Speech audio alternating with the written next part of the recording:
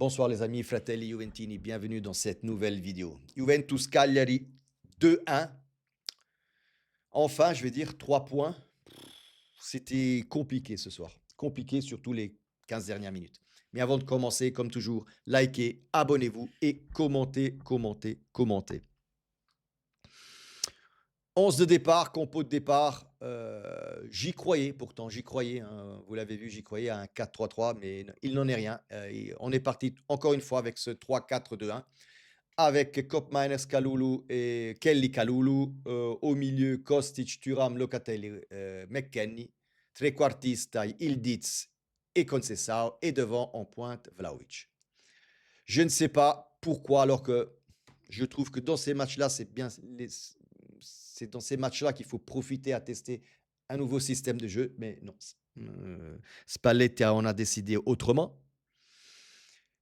Première 15 minutes, un jeu stérile, les amis, stérile. On a la possession de ballon, on est toujours dans le milieu de terrain de Cagliari, mais on ne conclut pas. Je me rappelle même pas d'un tir vers le but, d'un tir vers Caprile. Je pense qu'il n'y a rien eu pendant 15 minutes.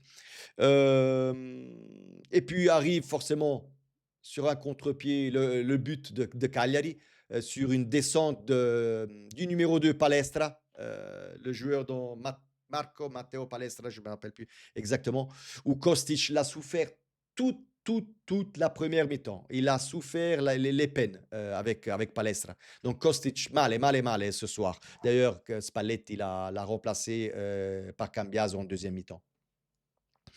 Donc voilà, il fait sa descente, il remet le ballon en arrière et Sebastiano Esposito marque le but pour Cagliari, le frère de Pio Esposito, l'attaquant de l'Inter.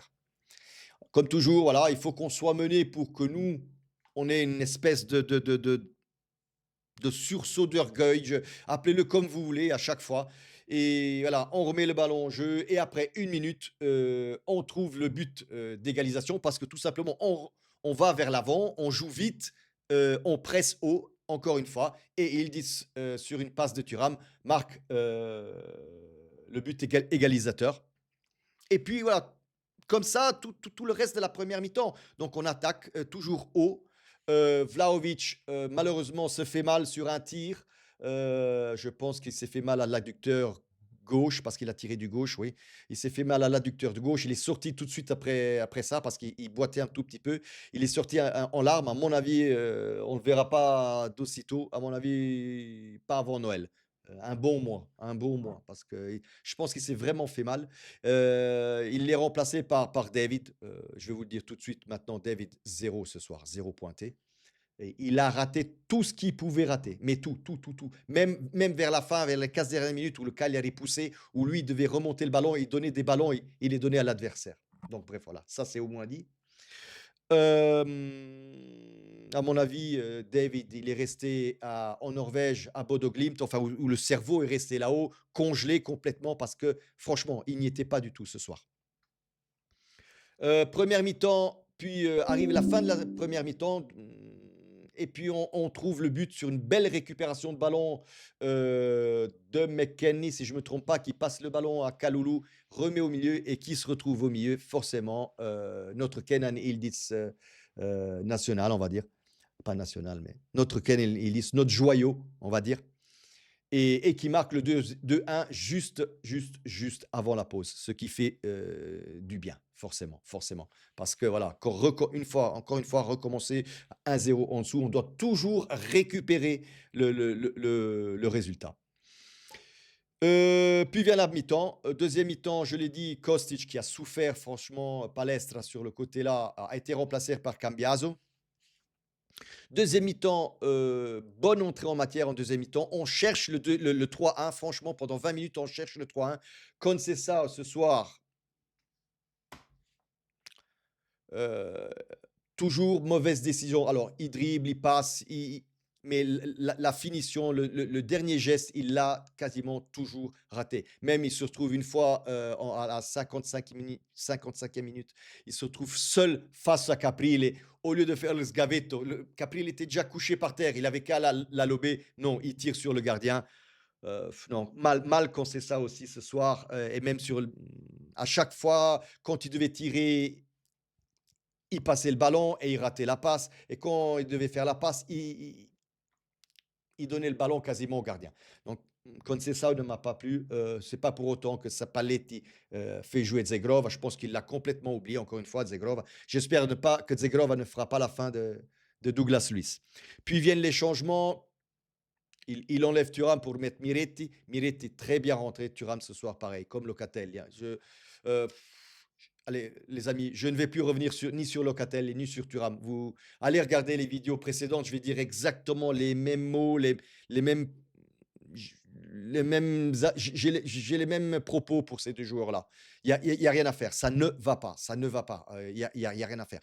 Pour vous dire qu'aujourd'hui, parmi les quatre du milieu, c'était McKennie le meilleur. Voilà.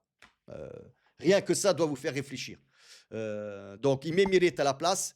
Très bien, Miretti. Il est bien rentré dans le jeu. Franchement, j'ai apprécié le remplacement de Thuram pour Miretti. J'aurais préféré aussi qu'il fasse sortir, pardon, Conceição et mettre Zegrov à la place. Mais Spalletti, il n'y a rien à faire. Il n'y a rien à faire. Et puis en toute fin de match, il y a Openda qui rentre à la place de Ildiz, Cabal à la place de Conceição. Donc il s'est mis en 4-4-2, 4-5-1, 4-4-2 avec David devant, tout seul. Mais voilà, je vous l'ai dit, David, une catastrophe ce soir. Une catastrophe, franchement. Et lui aussi, il a raté tout ce qu'il pouvait rater. Des passes à 2 mètres, des passes. Openda était libre sur la gauche. On voit le ballon, mais il envoie le ballon tellement loin bref, laissons tomber. Je ne sais pas, David ce soir, peut-être 2 sur 10, David ce soir. Sinon, oui, les dernières 15 minutes, Cagliari a essayé, mais on a tenu le choc. Perin, je pense qu'il a fait un seul arrêt. Oui, un seul arrêt. Je ne pense pas qu'il ait fait d'autres arrêts, Perin. Donc voilà. Est-ce que c'est mérité? Je pense que la victoire est méritée. Les 3 points sont mérités. Mais voilà, je continue à le dire, on a toujours les mêmes problèmes. On est toujours Ildiz dependente, dépendant d'Ildiz, de sa façon de jouer, de ses coups de génie, on va dire ça comme ça. Ça ne va pas. Au milieu, je le redis, Thuram et Locatelli, ça ne va pas. Les deux meilleurs joueurs aujourd'hui, dans l'ensemble, hein, c'est Ildiz pour les 2 buts et Koopmeiners en défense, qui, encore une fois, a fait una signora partita. Il n'a rien raté. Rien. Et il s'est même proposé vers l'avant. Il dittava i passaggi, il donnait des indications où il donne. Enfin, bref. Je pense que s'il continue comme ça, Koopmeiners, je vois mal comment même Spalletti puisse le sortir de cette zone-là. Tellement il est impérial sur ce côté-là. Il n'y a rien à dire. Et aussi, on a revu aujourd'hui, en deuxième mi-temps, encore une fois, cette défense à 4 avec Kelly, Koopmeiners au milieu, Kalulu et Cambiaso.